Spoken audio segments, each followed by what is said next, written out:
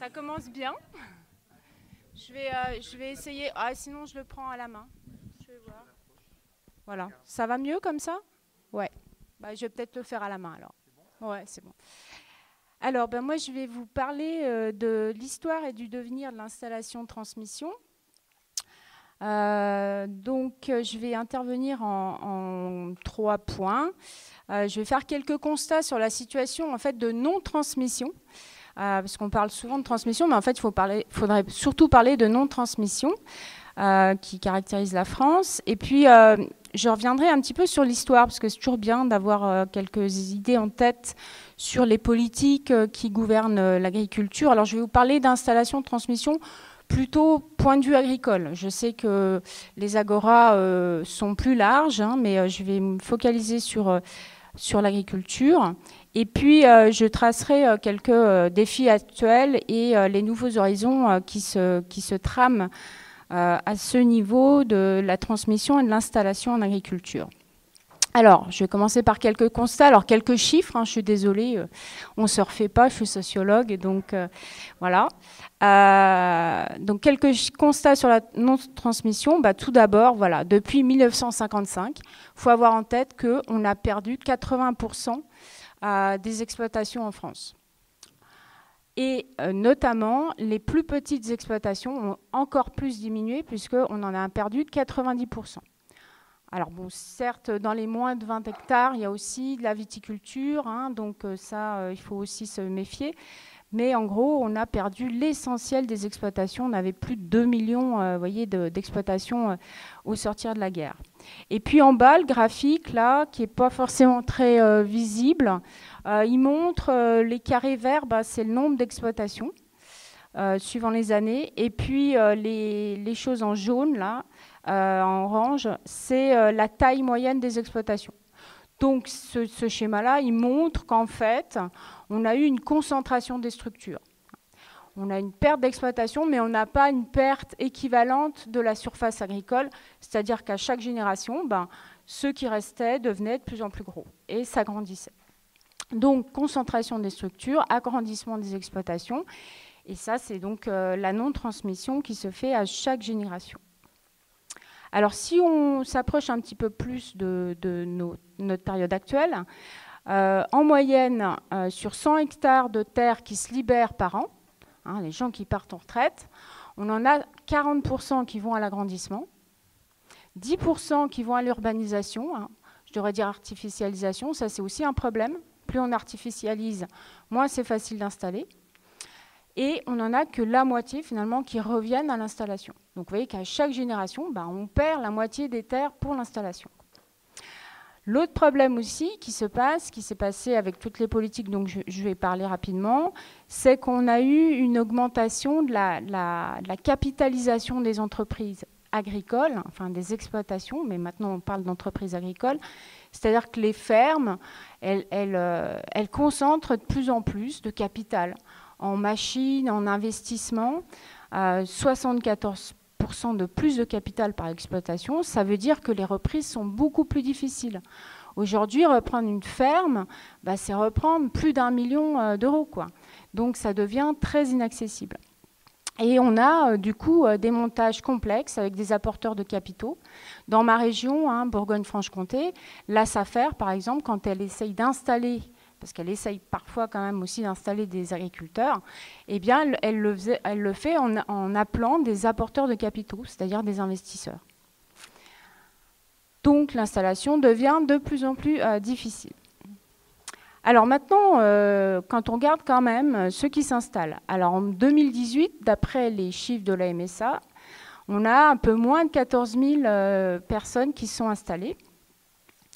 Et ces installations, elles ne compensent toujours que 2/3 en fait, des cessations d'activité. 20 000 personnes qui cessent leur activité, il y en a 14 000 qui s'installent. Et ça, c'est assez différent suivant les productions. Alors là, j'ai repris les chiffres du rapport Impact, qui est un très bon rapport sur l'installation et la transmission, et qui montre que sur l'élevage laitier et mixte, on n'a qu'une installation pour 2 départs. Sur la viande, le bovin viande, l'élevage pour la viande, c'est 2 tiers. Hein. Et puis sur les grandes cultures, par contre, c'est 3 quarts. Hein. Donc il y a aussi en plus, à chaque génération, une spécialisation de plus en plus sur les grandes cultures. L'élevage est en difficulté, et ça, agronomiquement, c'est pas bon. Alors, en quoi c'est l'aboutissement des politiques de modernisation ? On a eu en France, comme dans d'autres pays, la révolution verte, ce qu'on appelle la révolution verte, qui n'a rien de vert au niveau écolo. Hein. C'était une transformation de l'agriculture vers la chimie, vers l'industrie.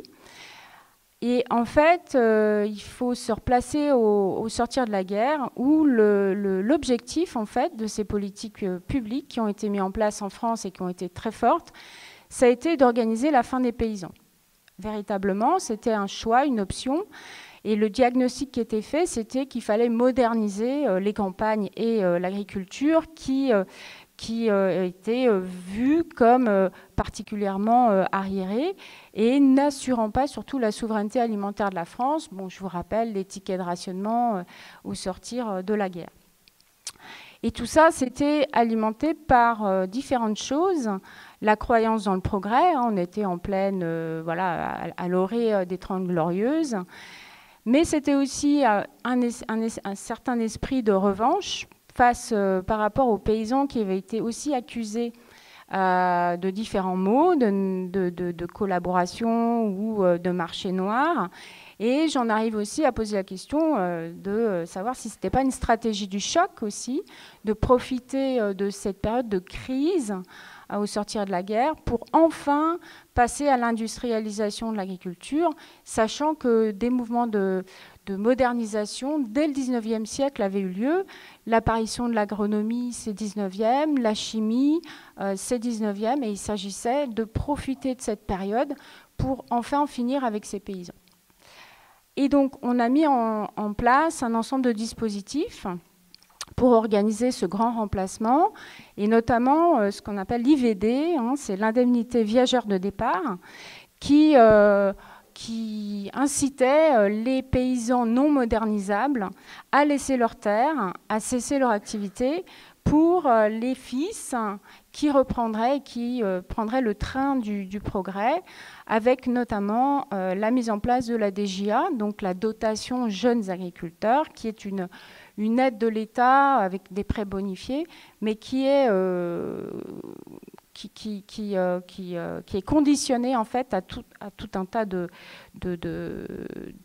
conditions de formation, de taille minimale d'exploitation, etc. Il s'agissait de faire rentrer les jeunes agriculteurs dans un cadre professionnel contrôlé par l'État. Et donc, on a la mise en place d'une véritable profession au niveau sociologique, c'est-à-dire, comme on parle de la profession de médecin, on ne peut pas exercer illégalement la médecine, hein, c'est une profession encadrée, eh bien, l'agriculture va devenir une profession encadrée. Ne peut pas se prétendre agriculteur n'importe qui. Il faut correspondre à certaines normes de formation, de taille économique, de taille d'installation, etc. Et cette profession, elle va être intégrée véritablement au secteur agro-industriel, avec des industries d'amont qui vont fournir les semences, les engrais, et puis les industries d'aval qui vont assurer la transformation et la vente. Et on a mis en place parallèlement, et ça c'est assez spécifique de la France quand même, un ensemble d'outils de contrôle de l'accès au foncier dans l'idée, c'était une idée aussi de partage de la terre, hein, de permettre l'accès au foncier à ceux qui allaient moderniser et s'investir dans le progrès et la souveraineté alimentaire. Et donc le foncier en France est relativement contrôlé quand même, par rapport à d'autres pays qui sont beaucoup plus libéraux, ce qui fait que, par exemple, les prix du foncier en France sont moindres que dans d'autres pays, ça il faut le dire, même s'ils ont doublé. Hein. Donc, par contre, ces outils, ce qui est particulier, c'est qu'il y a eu une véritable délégation de contrôle de l'État sur son foncier à ce qu'on appelle la profession. Alors, vous voyez que je mets des guillemets parce qu'on pourra en discuter ensuite. la profession de l'époque qui s'est organisée autour de 2 syndicats majoritaires que vous connaissez sans doute, la FNSEA et à l'époque c'était le CNJA qu'on appelle maintenant les jeunes agriculteurs, parce qu'il y avait une congruence des intérêts entre ces deux groupes, le gouvernement modernisateur de De Gaulle et la profession qui était organisée autour de cette idée, cet idéal de modernisation. Et donc, ça a donné lieu à la cogestion en fait, des politiques agricoles entre l'État et la profession, représentée par ces 2 syndicats majoritaires. Mais je profite pour dire que dès le départ, et très tôt, il y a eu aussi un monde alternatif du développement agricole et rural qui s'est mis en place et qui a contesté cette révolution verte à marche forcée. Avec, dès les années 50, par exemple, on a la création des CIVAM, on a les paysans travailleurs, on a aussi Nature et Progrès qui se met en place dans les années 60, et j'en passe, bien sûr, je ne vais pas refaire toute l'histoire, je n'ai pas le temps ici. Alors, je vais revenir sur ces 3 outils majeurs d'accès à la terre, de contrôle de l'accès à la terre. Tout d'abord, le statut du fermage, dès 1946, il s'agissait quand même d'organiser une certaine justice d'accès à la terre pour les fermiers qui jusqu'alors n'avaient aucune garantie. C'était les propriétaires qui avaient beaucoup de pouvoir, mais c'était aussi, dans ce statut du fermage, un moyen de transformer la terre en outil de travail. Outil de travail, on va équiper la terre, on va la moderniser, on va faire cracher la terre, en gros. Et tout en maintenant cet outil de travail comme patrimoine familial. Alors, pourquoi? Parce que le fermier, il est assuré de se maintenir en place. Il a un bail qui est renouvelable tout au long de sa carrière. Et le propriétaire ne peut reprendre la terre que s'il l'exploite lui-même. Il a véritablement un droit de préemption aussi, c'est-à-dire que si le propriétaire vend, eh bien, le fermier a un droit de préemption. C'est lui qui peut racheter et ce droit de préemption prévaut sur tous les autres.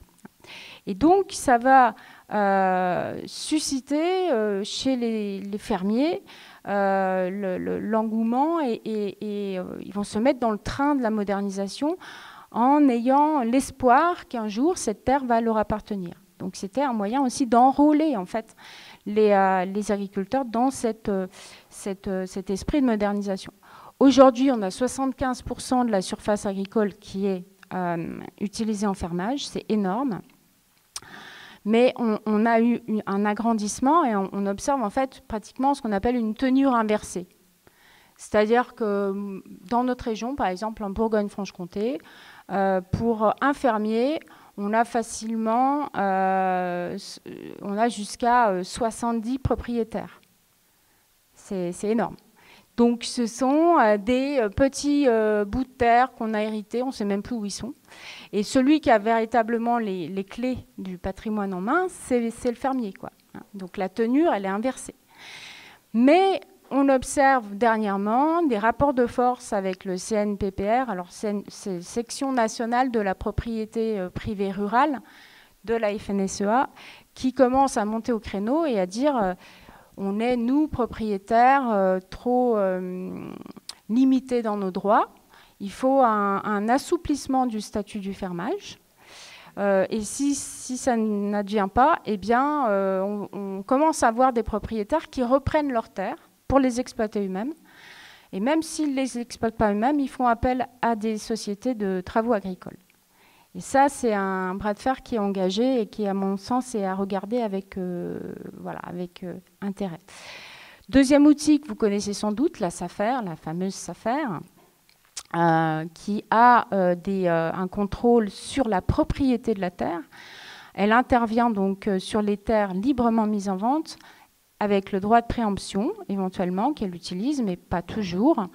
Elle est au courant de tous les projets de vente donc par les notaires. Donc, elle a une vision du marché agricole des terres et elle peut faire donc, des révisions de prix. Donc, elle a aussi un impact sur le prix des terres. Et enfin, elle choisit, quand elle préempte, elle choisit les candidats à qui elle va rétrocéder. Et donc, elle a un sacré pouvoir. Alors, ce qu'il faut observer chez la SAFER, c'est que peu à peu, elle a acquis des missions, donc c'est des missions d'intérêt général, assez contradictoires, puisqu'aujourd'hui, elle doit s'occuper à la fois de l'installation, du marché des terres agricoles, mais aussi des projets de développement des collectivités. Et quand on parle de projet de développement des collectivités, ça peut être l'urbanisation.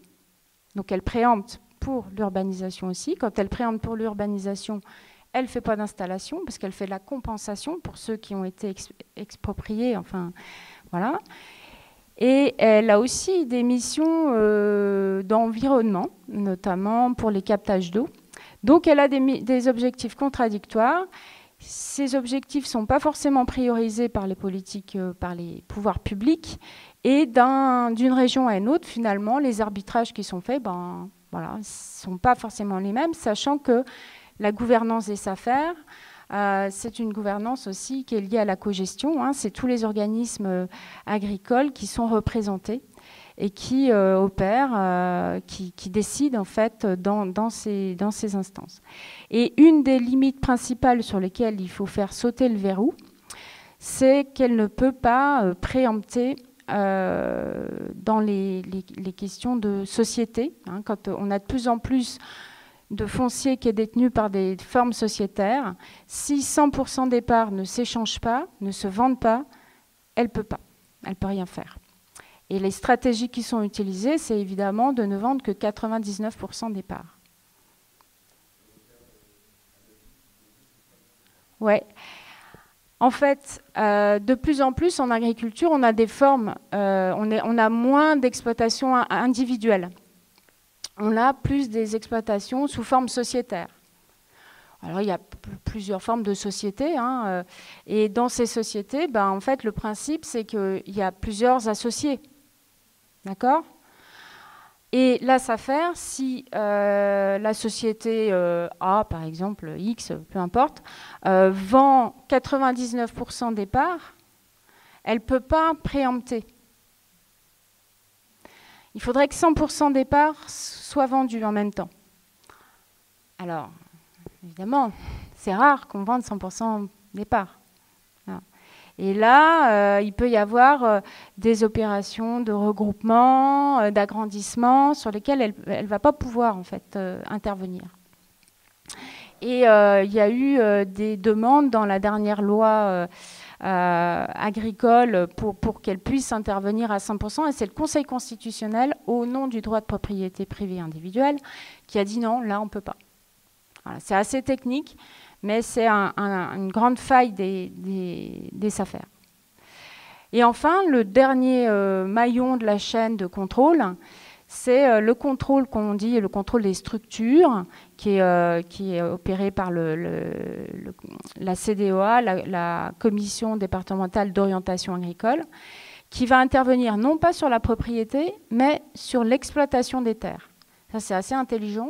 Vous pouvez être propriétaire d'une terre, mais si vous voulez exploiter plus de terres, si vous vous agrandissez, vous pouvez très bien racheter 100 hectares.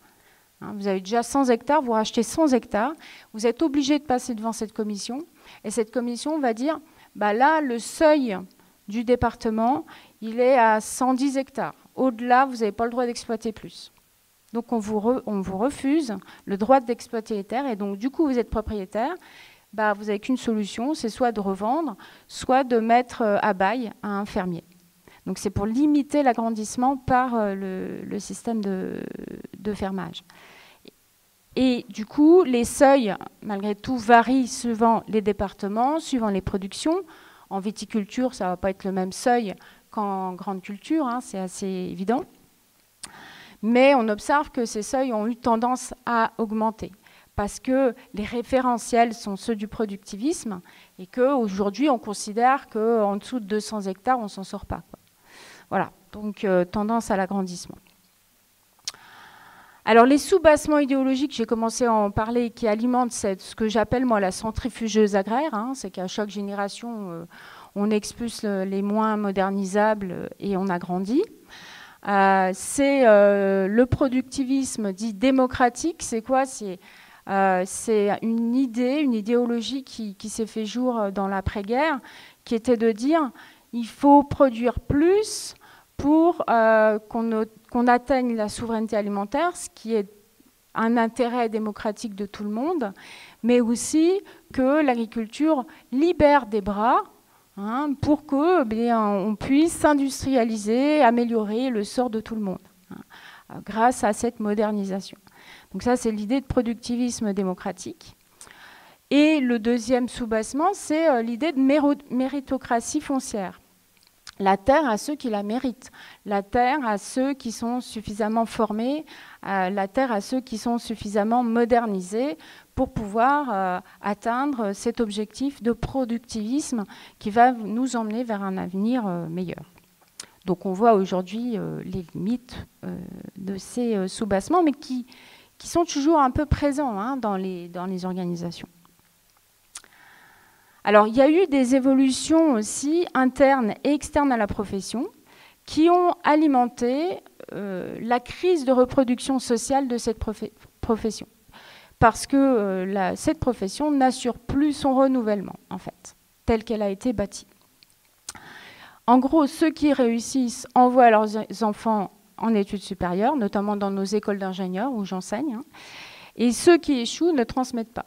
Donc, petit à petit, comme en plus les agriculteurs étaient de moins en moins nombreux, on a une base de reproduction, de transmission qui s'est effilochée et qui est de plus en plus mince. J'y reviendrai avec des chiffres. Ensuite, ces outils de contrôle du foncier, notamment j'ai beaucoup enquêté sur la SAFER, ils ne marchaient que s'ils avaient l'adhésion de toute la profession. Il faut que, par exemple, la SAFER ait un maillage du territoire, qu'elle ait des informateurs qui jouent le jeu du contrôle des terres. Or, ce qu'on observe, c'est qu'ils sont lâchés par le haut, comme je le dis, c'est-à-dire les agriculteurs les plus libéraux, finalement, ceux qui remettent en question même la régulation de la terre, qui sont pour une libéralisation totale de la terre. Les ennemis principaux de la SAFER, ce n'est pas la Confédération paysanne, c'est certains grands céréaliers qui vendent à terme sur les marchés et qui ne sont pas du tout pour le contrôle du foncier. Et puis, ces outils de contrôle, ils sont éloignés sociologiquement du bas de la profession. Le bas, c'est-à-dire, c'est pas du tout péjoratif dans mon esprit, des plus petits ou des alternatifs. Donc là, il y a une espèce de base sociale aussi de ces outils de contrôle du foncier, de ces dispositifs qui est fragilisée, en fait. Enfin, la course aux hectares, elle est alimentée aussi par des choses externes, par la réforme de la PAC, la politique agricole commune, qui finalement distribue ces aides en fonction des hectares détenus. Donc plus on a d'hectares, plus on va être payé. Et puis par la mondialisation des marchés agricoles, aujourd'hui on parle de commodités, donc de matières à l'exportation. Et ce sont des marchés énormes. Alors, quelques chiffres pour dire aussi cette crise que traverse cette agriculture. On a des agriculteurs qui sont endettés, très endettés et dépendants des aides. Vous le savez, aujourd'hui, les agriculteurs, pour la plupart, ils vivent des subventions et pas forcément de ce qu'ils produisent. Et on a aussi un gros problème avec le système des retraites agricoles. Avec des retraites très très faibles, peu de cotisations et donc des retraites très faibles, 700 € en moyenne, ce qui va alimenter aussi des stratégies, je vais revenir, donc les graphiques vous montrent tout ça, ce qui va alimenter des stratégies de maintien du revenu qui sont incompatibles avec la transmission. Et c'est bien compréhensible, il ne s'agit pas de tirer une pierre sur ceux qui sont en difficulté. Donc on va chercher à vendre au plus offrant quand on a une retraite de 700 €. On va aussi espérer, ça, je reprends une expression que j'ai entendue dans mes enquêtes, que le loto tombe sur la parcelle, c'est-à-dire que les terres agricoles soient constructibles. Et ouais, forcément, un hectare de terre libre, c'est 5 000 à 6 000 € en moyenne. Quand vous passez en mètres carrés constructibles, vous voyez que c'est le loto, là. Et donc, on a aussi des agriculteurs qui vont participer, parce qu'ils font partie des conseils municipaux ou autres, à l'urbanisation. En fait, que quand on révise les PLU, on va peut-être réfléchir à deux fois. Et enfin, une autre stratégie qui se développe, c'est de se maintenir agriculteur pour toucher les aides PAC, tant que vous avez le statut d'exploitant. Et en fait, vous n'utilisez plus vos terres, vous les faites faire par du travail à façon, par des entrepreneurs de travaux agricoles. Et ça participe de l'agrandissement. C'est de l'agrandissement déguisé, en fait. Donc, comme je le disais, on a 75% de la SAU qui est exploitée en fermage. On dit souvent, on n'a pas trop d'informations précises, que la propriété reste aux mains des agriculteurs, notamment retraités, et de leurs familles, par les systèmes d'héritage, mais nos enquêtes ont montré que les parents sont de plus en plus éloignés de l'agriculture. Le cousin, l'oncle, le neveu, etc. n'ont plus rien à voir avec l'agriculture. Et donc, ils peuvent avoir des stratégies qui sont différentes de celles du fermier en place, y compris vendre quand celui-ci ne peut pas racheter, des choses comme ça. Donc, on a des tensions aussi internes. Et puis, on a donc cette tendance des propriétaires, pas forcément issus du monde agricole, qui est de reprendre leur terre pour l'exploiter en faisant appel, donc, ou ce qu'on appelle une agriculture par délégation. Donc, je fais faire tous mes travaux par des méga entreprises de travaux agricoles. Alors, les défis actuels et les nouveaux horizons. Alors, j'ai fait un petit calcul. Voilà, actuellement, on a 1% de la population française, soit 824 000 personnes ou 711 000 équivalents temps plein, qui s'occupent d'alimenter 67 millions de personnes. Il y a un petit problème. Et la crise du Covid nous a quand même un petit peu alerté là-dessus. Est-ce tenable pour assurer la soi-disant l'autonomie alimentaire qu'on nous dit qu'on a atteint, etc. Je ne suis pas sûre. Donc, un autre chiffre aussi, depuis 1940, la population française a augmenté de 67%, c'est assez considérable, on ne s'en rend pas compte, et les agriculteurs ont diminué de 90%. Là aussi, il y a un problème. Donc, on est sous couvert d'avoir fait une révolution verte pour assurer notre autonomie alimentaire. Finalement, on est complètement dépendant des importations. Donc, la solution, évidemment, c'est qu'il faut installer beaucoup plus. Il faut réinstaller beaucoup plus de paysans et consacrer plus de bras à l'agriculture. On ne peut pas atteindre une autonomie alimentaire avec une agriculture respectueuse et durable avec si peu d'agriculteurs. Ce n'est pas tenable. Donc la transmission, c'est un enjeu urgent et une occasion aussi de transition. Transition vers l'agroécologie notamment. On a 36% des agriculteurs actuellement qui ont plus de 55 ans. C'est-à-dire que c'est aujourd'hui que ça se joue, dans les 10 ans à venir. Si on ne fait rien, ça part à l'agrandissement. En termes d'objectifs également, vous voyez, on a un objectif qui est fixé par le gouvernement de 15% de la SAU en bio en 2022. On en est à la moitié. Il nous reste 3 ans. Donc là, il y a aussi des progrès. 2 ans, oui, 2 ans, oui, c'est vrai, le temps passe vite. Et donc, en 2025, on aura un quart des exploitations et des actifs agricoles qui auront disparu, si on ne fait rien. Et en 2026, 45% des agriculteurs vont cesser leur activité. Donc, c'est vraiment une période charnière qui est décisive pour opérer cette transformation. Alors, on a quand même des choses, je ne vais pas finir sur un tableau négatif, parce que là, on va tous pleurer. Donc, un paysage de l'installation qui se renouvelle. On a des collectivités qui s'investissent, qui sont des points d'appui importants de plus en plus dans l'installation et dans l'agriculture. Les circuits courts, les projets alimentaires territoriaux. Il y a des collectivités qui font des acquisitions de terres. Et puis aussi, autour des enjeux environnementaux et de l'eau.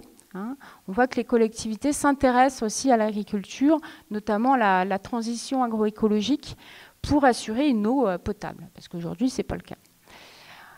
On a aussi des acteurs classiques qui s'ouvre peu à peu aux nouveaux profils. Alors, on pourrait revenir par obligation, parce qu'ils voient bien que c'est un nouveau marché et que ça leur échappe. La SAFER, par exemple, sur les 105 000 hectares qu'elle a rétrocédés en 2019, il y en a 36% qui ont été consacrés à l'installation. On pourrait dire seulement, c'est vrai. Et vous voyez que 50% quand même, c'était des NIMA. Alors les NIMA, je sais pas, non issus du milieu agricole. C'est comme ça qu'on les appelle. Il y a 48% de femmes. C'est énorme. Hein. Féminisation aussi, important ça.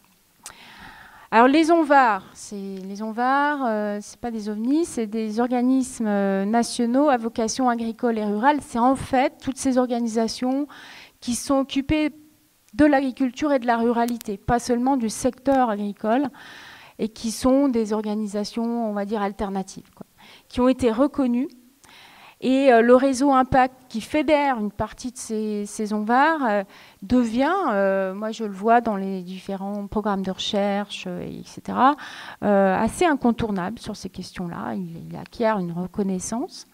On a des relations OPA, donc les organisations classiques, ONVAR, qui varient suivant les contextes locaux. Ça, c'est fort.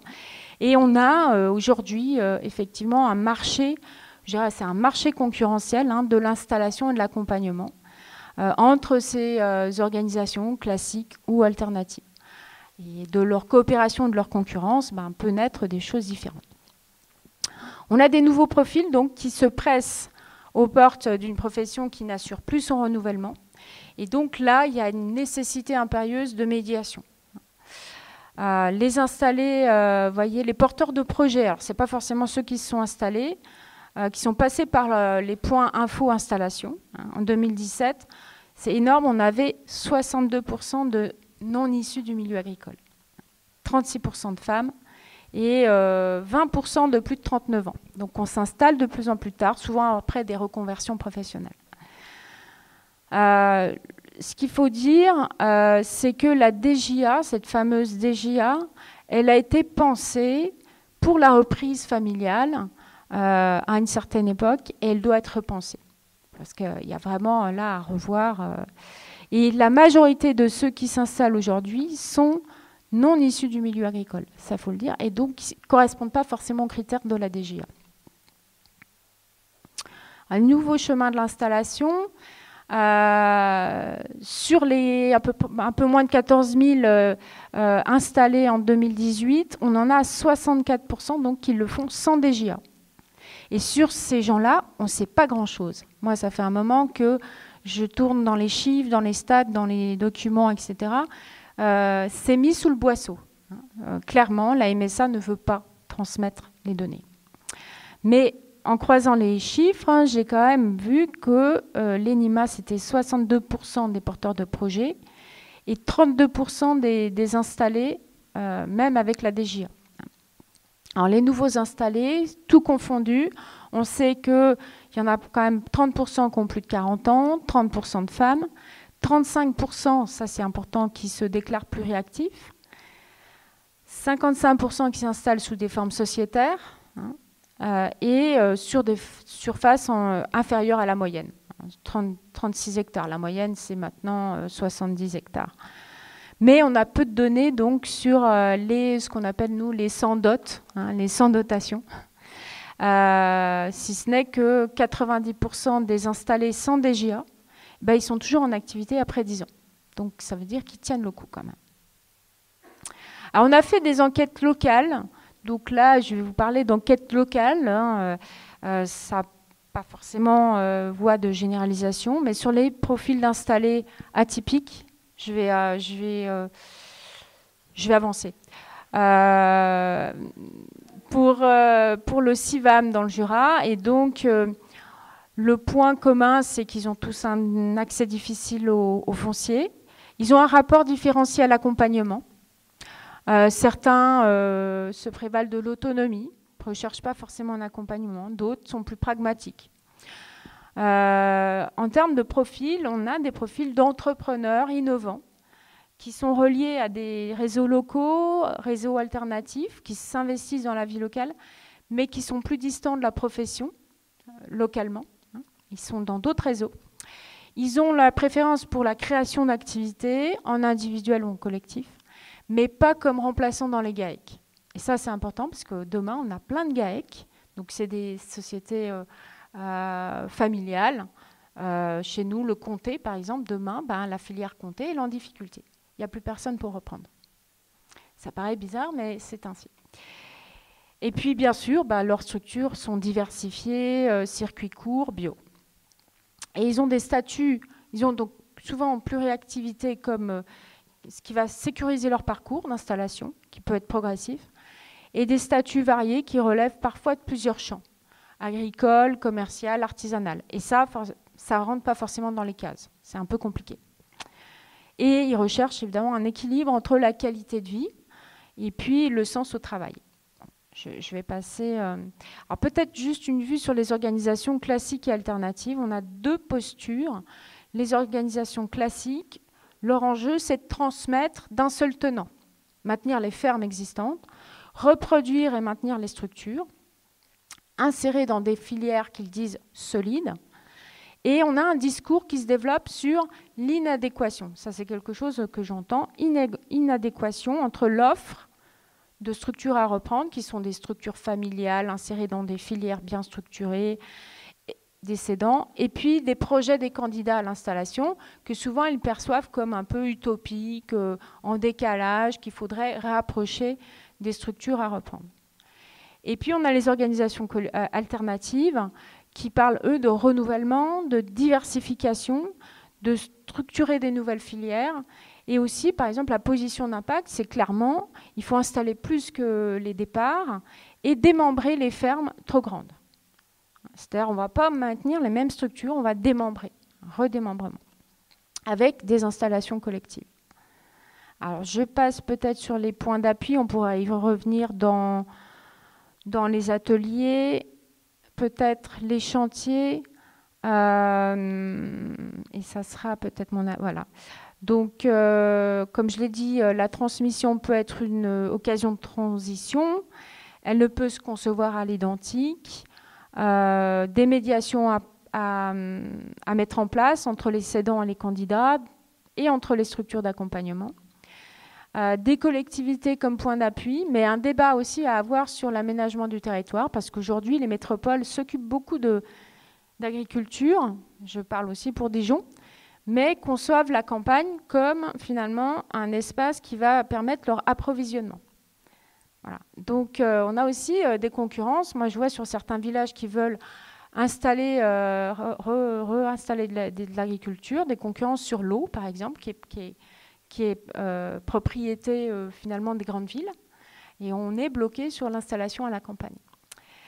Et puis des outils fonciers à revoir dans leur gouvernance et dans leur référentiel, notamment le productivisme. Et enfin, pour finir, parce que je vais être trop longue, quelques pistes. Alors, donc, changer les référentiels, comme j'en ai parlé. Donc, il ne faut plus parler d'intensification en capital au niveau des fermes, mais d'intensification en travail. Il faut réinstaller des bras à l'agriculture. L'attribution des aides PAC à l'installation, elle devrait se faire selon le nombre d'installés et non selon la taille des exploitations. Ça, c'est un avis du CESE. La commission, le conseil, je vais y arriver, le Conseil économique, social et environnemental. De la même façon, le CESE, sur son avis qu'il a rendu récemment sur l'installation-transmission, plaide pour favoriser la transmission, il faudrait augmenter les retraites agricoles. En fait, on l'a vu, et supprimer les aides PAC au-delà de 70 ans ou d'un taux plein à la retraite. En ce qui me concerne, je pense qu'il faudrait mettre en réseau les collectivités, notamment rurales, qui s'investissent dans l'aide à l'installation pour mutualiser, diffuser les initiatives, mais aussi les offres et les demandes. Parce qu'il y a des collectivités où il y a beaucoup de candidats à l'installation, et il y en a où il y a moins de candidats, et il y a peut-être des offres. Donc il faudrait aussi, je pense, à ce niveau-là, faire quelque chose. Dissocier la propriété foncière et l'appropriation de la terre pour l'usage agricole, avec des propriétés collectives, pourquoi pas communales. mais il y a la question du logement à gérer. Et enfin, ça c'est une idée qui a germé au sein de la ZAD des Lentillères, revoir le zonage des plans locaux d'urbanisme, avec, on a imaginé des ZEC, des zones d'écologie communale, qui permettraient en fait de mixer de l'agricole et de l'habitat. Parce qu'on est coincé, nous, dans notre ZAD, si on n'est plus en agricole, on revient en constructible. Si on est en constructible, on ne peut pas faire d'agriculture. Donc vous voyez, il y a un truc là qui ne va pas, quoi. Voilà. Donc je vous remercie de votre attention et je m'arrête là.